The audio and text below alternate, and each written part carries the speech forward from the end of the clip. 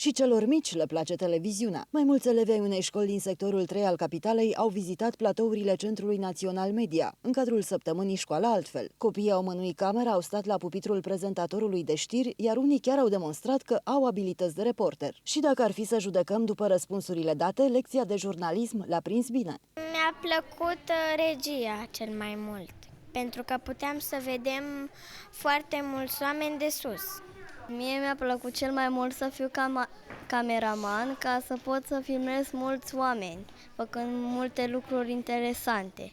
Mie mi-a plăcut aici cel mai mult când am fost pe platou, deoarece am văzut unde se filmează toate emisiunile. Prin vizita de lucru la Centrul Național Media, elevii au aprofundat competențele dobândite la cursul Mass Media ARC.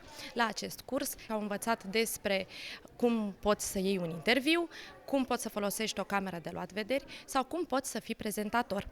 Tot în cadrul săptămânii Școala Altfel, elevii de la școala numărul 80 din capitală au ales să meargă la biserică să se împărtășească. Ca în fiecare an, înainte de sărbătoarea mare a Sfintelor Paști, Învierea Domnului nostru Iisus Hristos, în Sfânta noastră biserică vin copiii mici pentru a primi binecuvântare și a-ți primi Sfânta Taină a Împărtășaniei.